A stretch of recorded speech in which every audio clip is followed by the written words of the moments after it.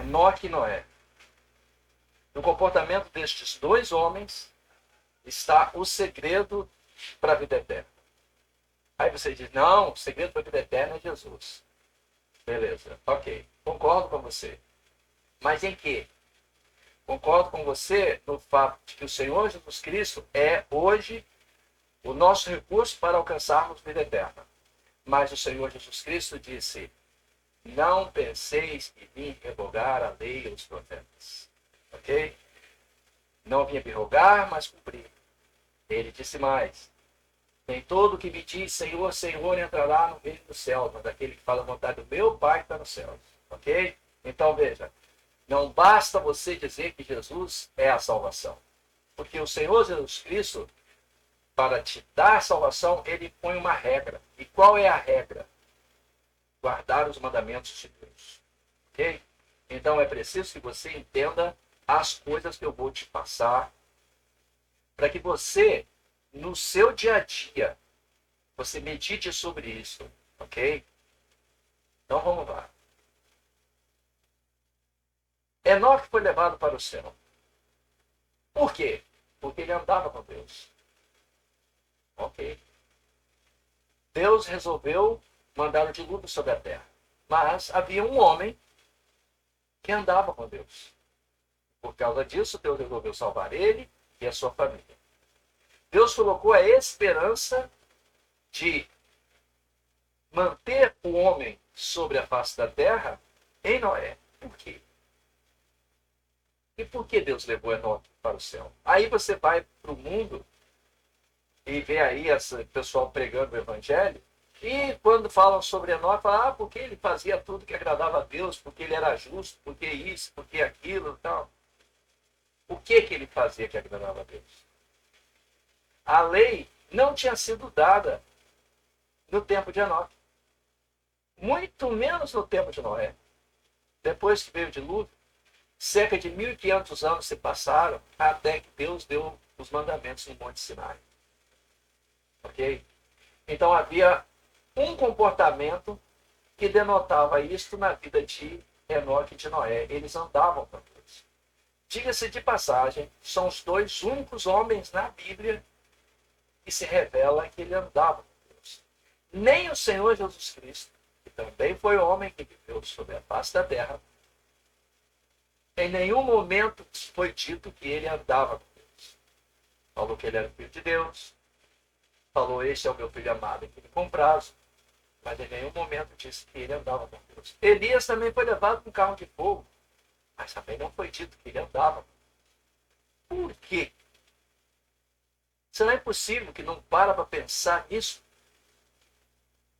Tantas pessoas estão se perdendo no mundo com o evangelho sendo pregado. Tantas pessoas estão se perdendo no mundo com as igrejas cheias. Porque não param para pensar e olhar as coisas do jeito que precisa ser olhado. E por que eles não fazem isso? É porque este mundo não tem nada a ver com o nosso Deus. Vou tentar reavivar a memória de vocês. No Éden, Deus deu um mandamento para Adão. Qual foi?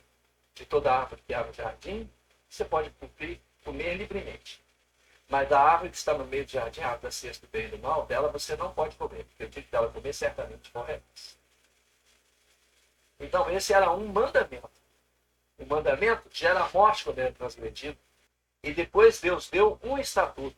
Portanto, deixará o homem seu pai e a sua mãe, e se unirá a sua mulher, e serão dois numa só carne. Esse mandamento que Deus deu era tão santo que logo no verso seguinte está assim, e ambos estavam nus e não se envergonhavam. Adão e Eva estavam nus e não se envergonhavam. E estavam os dois na presença do Pai eterno, na presença de Deus. Ok, vamos continuar analisando. Aí fecha o Éden, não tem mais como obedecer o mandamento de Deus, o mandamento de Deus foi transgredido, né, por Adão. Adão vem para o mundo, não tem mais a árvore da vida para comer dela, para poder viver eternamente. E Adão então começa a morrer. Ok? Passa o tempo, ele tem um pentaneto, que é Enoque. Enoque, conversando com Adão, descobre as coisas que aconteceram naquele tempo em que Deus criou Adão. E sabe a respeito das muitas coisas que foram ali faladas. E aos 65 anos de idade, Enoque resolve andar com Deus. Tá, mas aí estava andando com Deus com base em quê? Porque você, para caminhar com Deus, já que Deus não está presente, você tem que pegar a mão dele e andar no mesmo passo que ele. Então, você andar com Deus em relação a quê? A uma coisa que Deus não mandou Adão fazer. Deus deu um exemplo. Deus descansou no 7º dia. Mas não disse para Adão descansar. Deixou Adão na sua própria análise. E Adão nunca observou isso. Nunca observou. Mas Enoque, apesar de Deus não ter mandado, Enoque falou, bom, já que agora eu não posso mais observar o mandamento, eu posso, de repente, cumprir um estatuto, né? E aí, continuar, seguindo em frente a minha vida com a minha mulher. Mas, o que eu posso fazer que pudesse fazer com que a minha ligação com Deus fosse estabelecida? Ah, tenho uma ideia. 1º dia, 2º dia, 3º dia, 4º dia, 5º dia, 6º dia, 7º dia. Vou descansar porque no 7º dia que nem Deus fez. E então, Enoque começou a caminhar com Deus. No mesmo passo que Deus. 1º dia, 2º dia, 7º dia descansa. Ok. 300 anos ele fez isso. Não foi 3 dias. Né? Nem uma dezena de... Ele fez durante 300 anos. E aí Deus resolve levar Enoque para lidar com ele na eternidade. Deus olhou para aquele mundo totalmente corrompido, um mundo que não fazia a vontade dele nada. Ele vê um homem fazendo algo para se aproximar dele e que ele nem tinha pedido para fazer. Ele só deu o exemplo. E já que nós somos criados à imagem e semelhança de Deus, ora, bastante lógico que a gente copie as atitudes de Deus, né? Bastante lógico que nós imitemos a Deus. E foi isso que Deus viu em Enoque, e Deus o levou para a eternidade. O tempo se passa, nasce Noé. Noé certamente soube da história de Enoque, que era da mesma família, né? Estava ali na genealogia. Aí Noé resolve fazer a mesma coisa. Noé resolve andar com Deus. 1º dia, 2º dia, 3º dia, 4º dia, 5º dia, 6º dia, opa, 7º descanso. E assim foi. Noé fez isso durante a vida dele inteira. E quando ele estava lá com seus 500 anos de idade, que Deus vem sobre a terra e resolve destruir tudo. Deus, opa, tem uma esperança nesse homem. Esse homem busca se aproximar de mim. Ele anda junto comigo. Noé era justo e Noé fazia isso. Mas não está escrito que os filhos dele também faziam. Mas Noé fazia. Por causa dessa justiça que Noé praticou. Não que Deus tenha mandado, mas ele queria se aproximar de Deus e ao se aproximar de Deus ele fez isso. Ao tentar se aproximar de Deus ele fez isso. Observava o 7º dia da semana. E com base nesta esperança, Deus então resolve salvar Noé e a sua família. E é por causa desta esperança que Deus depositou em Noé que nós estamos aqui. Mas o que aconteceu logo depois que os homens começaram a se multiplicar novamente sobre a face da terra? O pecado voltou a multiplicar. Bom, mas o que era pecado? O que era pecado? A gente tem que entender uma coisa importante a respeito dessa questão. A partir do momento que Deus, lá no Éden, colocou Adão para fora do Éden e fechou o seu acesso à árvore da vida, a partir daquele momento, a nossa morte estava decretada. A partir daquele instante. Todos os que nasciam neste mundo a partir de Adão e de todos os que existiam ali nasciam para morrer. Eles viviam muito tempo, 900 anos, tal. Como Adão viveu 930, tem Matusalém que viveu mais. Mas todos eles nasciam para morrer. Quando Deus teve a esperança em Noé, e Noé então saiu da arca, Noé ainda viveu mais 350 anos. Mas não está escrito que Noé recebeu vida eterna. Está escrito que ele viveu mais tempo. Ok? Então, a gente precisa de compreender uma coisa. Vida é com Deus. E Deus vem tentando nos resgatar desde sempre. Quando ele viu a oportunidade em Enoque, ele imediatamente salvou Enoque. Certamente Enoque, por andar 300 anos com ele, Deus viu naquele coração algo que Deus se agradou e levou ele para a eternidade. Quando Deus olhou para Noé, Deus também viu nele uma coisa que se agradou. Mas aconteceram algumas coisas depois que passou o dilúvio. Uma delas é Noé se embebedou. E ao se embebedar, ele criou uma situação onde acabou amaldiçoando até seu neto. Entende? Então, o pecado ali começou a se multiplicar novamente, fazendo coisas que não agradam a Deus, mas coisas que não agradam a Deus, mas Deus não tinha dito ainda que não agradava. Mas, mesmo assim, o decreto de morte já existia por causa do pecado de Adão. Então, independente de alguém fazer a vontade de Deus a lei ou não guardar a lei, porque a lei não existia ainda, o decreto de morte estava ali. Então, do meio dessa multiplicação de pessoas, de um dos filhos de Noé, que no caso é Sem, Deus chamou Abrão.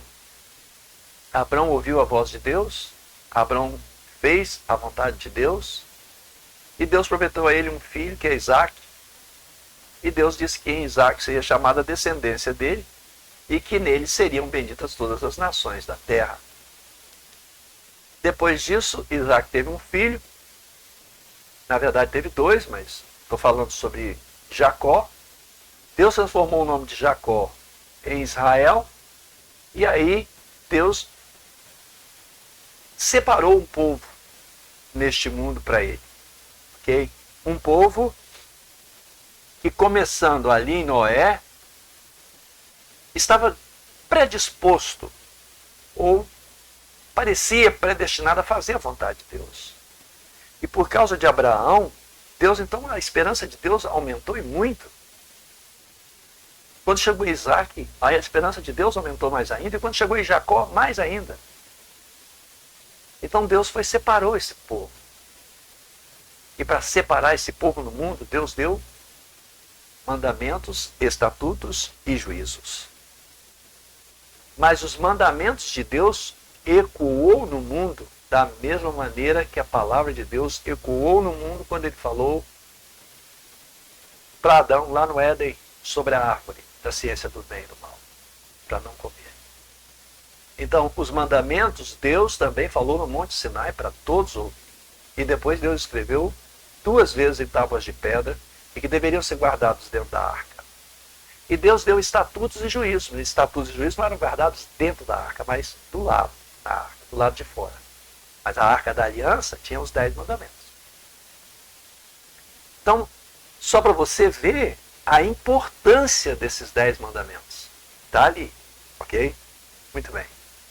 Mas há uma chave incrível nestes 10 mandamentos. Em Êxodo 16, Deus faz um teste com Israel. Envia o maná e fala que no 7º dia não deveria colher. Com base em que, Senhor? Porque eu não trabalhei no 7º dia. Porque vocês estão aqui, só eu que estou com o jeito de falar aqui, conversando, né? Porque vocês estão aqui porque teve um homem que observou esse dia. E por causa deles, eu resolvi dar uma oportunidade para vocês. Isso é Deus implicitamente falando para Israel. Tanto que depois Deus, quando alguns transgrediram, Deus falou, mas até quando vocês vão transgredir as minhas leis? E aí, Deus faz um concerto perpétuo com Israel em cima do sábado, Êxodo 31, depois de dar os 10 mandamentos. O sábado vem sendo, desde o início do mundo, quando Deus resolveu salvar Noé, Deus salvou porque tinha um homem que o imitava,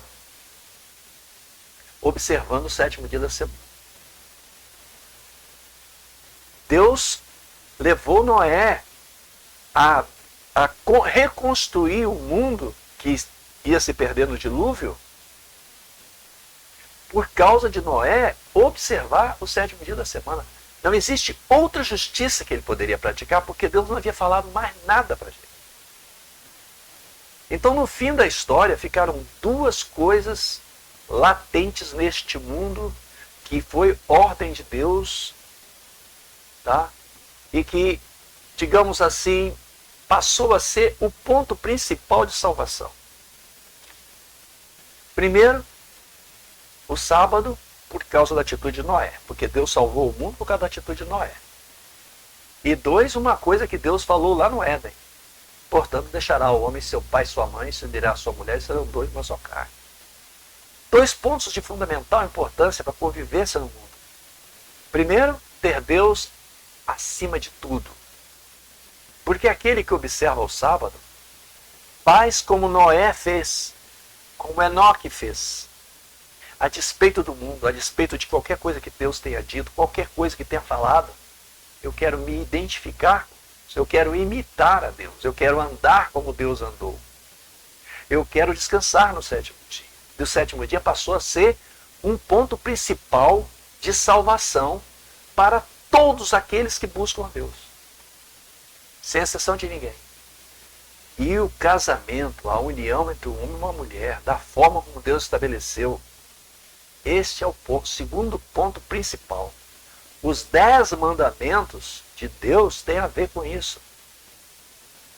Os 4 primeiros mandamentos, o primeiro, o segundo e o terceiro, e o quarto mandamento é o sábado. Ter Deus sobre todas as coisas. E o próximo como a ti mesmo, e se resume nos outros 6 mandamentos, começa com um mandamento fantástico, né? Honra teu pai e a tua mãe, para que se prolongue os teus dias na terra que o seu Deus te dá. Nos tornamos pai e mãe no casamento. Portanto, deixará o homem seu pai e sua mãe, se unirá a sua mulher, e são 2 uma carne. Está falando daqueles que são gerados para honrar aqueles que os gerou. O que é honrar? Honrar é fazer a vontade. Malaquias, o Senhor fala assim: se eu sou Deus, cadê o meu tempo? E se eu sou pai, cadê a minha honra? Cadê fazer a minha vontade? Então, passou a ser isto. Você passa pelo Senhor Jesus Cristo, e o Senhor Jesus Cristo o tempo todo fala em guardar mandamentos. João 14, João 15, 16, 17, o Senhor está falando sobre guardar mandamentos. Quanto à lei, os estatutos e juízos dados a Israel, aqueles que não cumprem, será chamado menor no reino dos céus. Aqueles que cumprem e ensinam, será chamado grande no reino dos céus. Mas não fala sobre perder a salvação. Fala sobre perder a salvação quando não faz a vontade do Pai que está no céu, que é o quê? Observar os mandamentos. Essa é a vontade do Pai que está no céu. Que a gente guarde os seus mandamentos. Aí vem João e diz que os seus mandamentos são pesados, né? Ainda tem essa. E aí depois nós vamos lá para Apocalipse, onde está escrito que guardar os mandamentos de Deus e manter a fé em Jesus é o elemento chave para sermos santificados neste mundo. Então, entenda, guardar os mandamentos de Deus é ponto fundamental. Agora, antes disso, eu quero chamar uma outra atenção, Apocalipse capítulo 7. Em Apocalipse capítulo 7 fala sobre os 144 mil, que o pessoal também ensina um monte de bobagens a respeito. Um monte de bobagem. Quem são esses 144 mil? São aqueles que não foram contaminados. São aqueles que têm o sinal de Deus na testa e nas mãos. Quem são eles? Eles são aqueles que vão andar com o Senhor Jesus Cristo para tudo quanto é lado do Senhor Jesus Cristo for. Quando ele for falar com o Pai, os 144 mil poderão acompanhá-lo para ir falar com o Pai. Vão, de repente, ver Deus. E quanto o que está depois? O que está depois está uma multidão que ninguém pode contar. De todas as nações. Quem são esses? Os que foram lavados nas vestiduras do Cordeiro. Quem são eles? São todos os povos, inclusive de Israel também.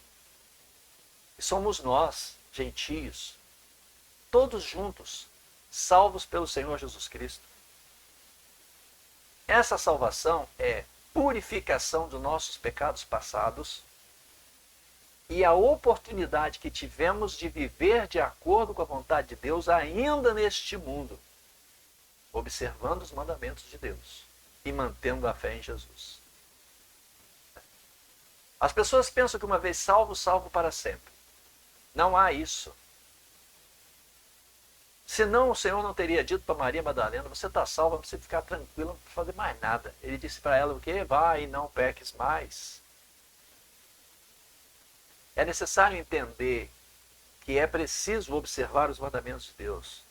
Mas é preciso entender que observar o sábado como o dia de descanso é uma forma de você se identificar com Deus, tanto no mundo espiritual quanto aqui no mundo físico, mundo carnal.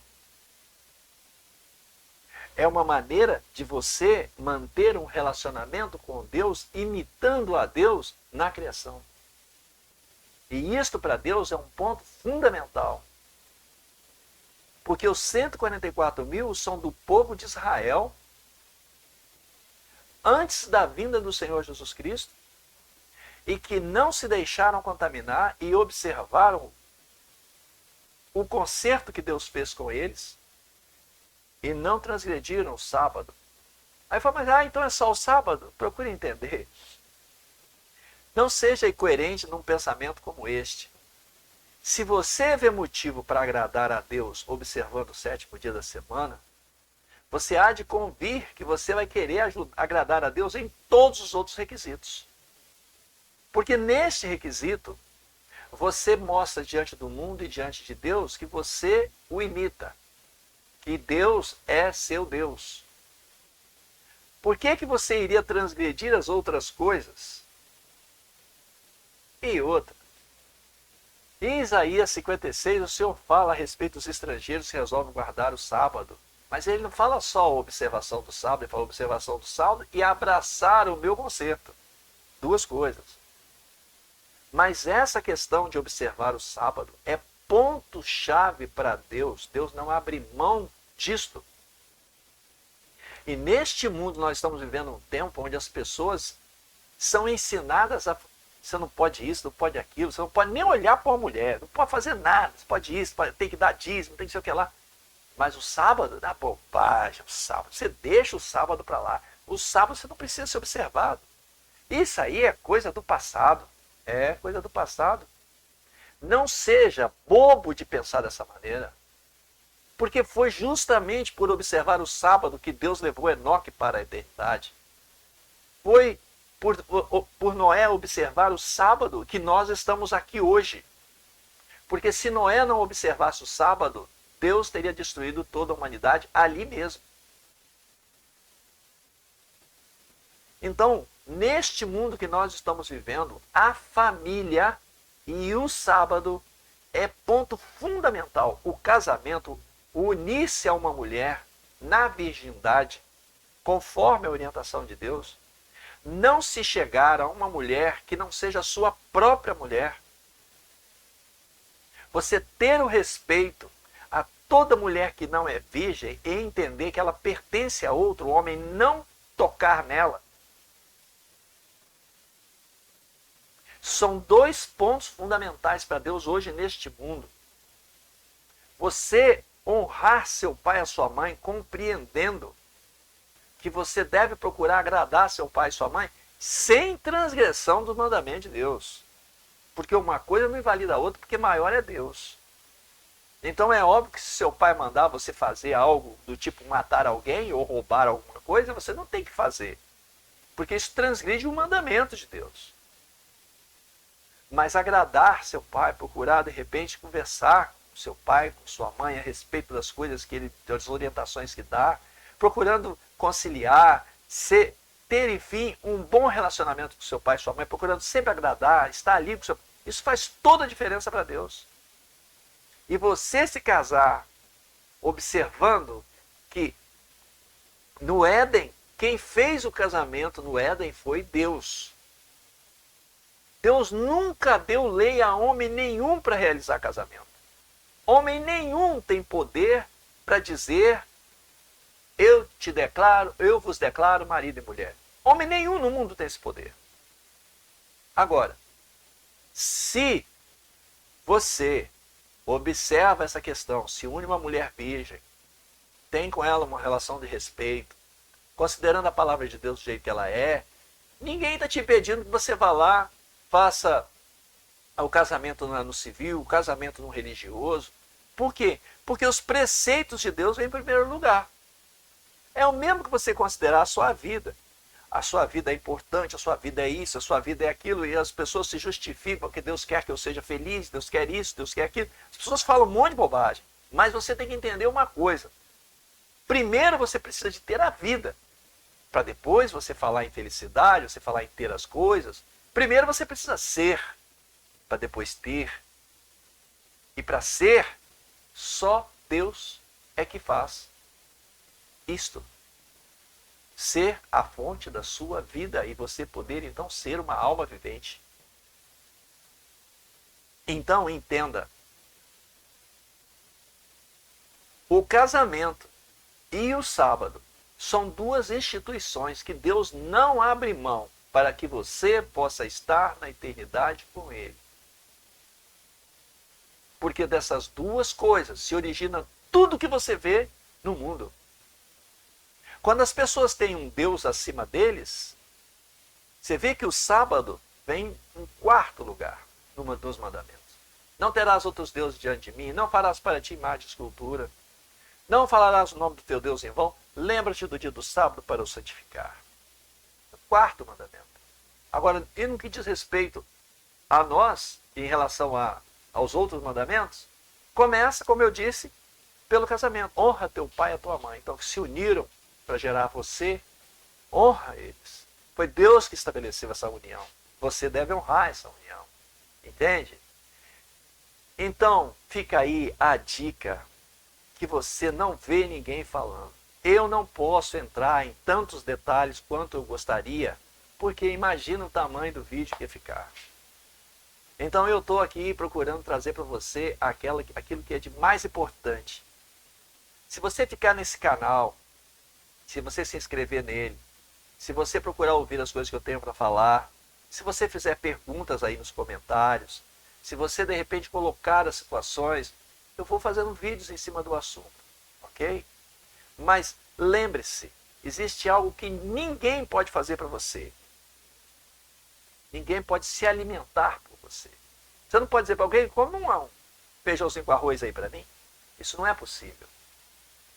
Você não pode dizer para ninguém: fulano, você pode fazer o favor de ir para a faculdade para mim? Vai para a faculdade, estuda lá para mim. Você não pode falar isso para ninguém. Ninguém tem poder para fazer isso. Da mesma maneira é a Bíblia. Você não pode abrir mão de entender que é você que tem que ler e procurar entender as coisas que ali estão escritas.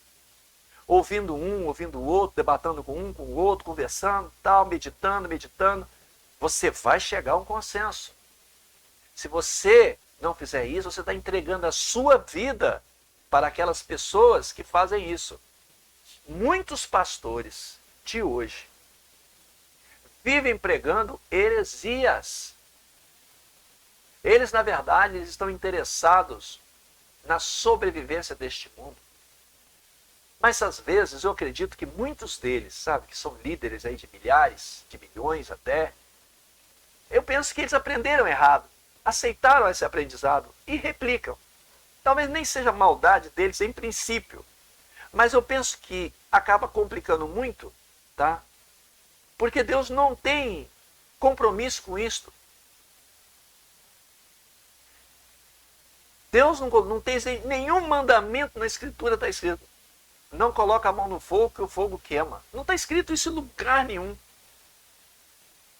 Mas ao se relacionar com o fogo, você percebe que você não pode dar bobeira, que senão você dança. Porque o fogo tem suas regras. E essas regras não podem ser transgredidas.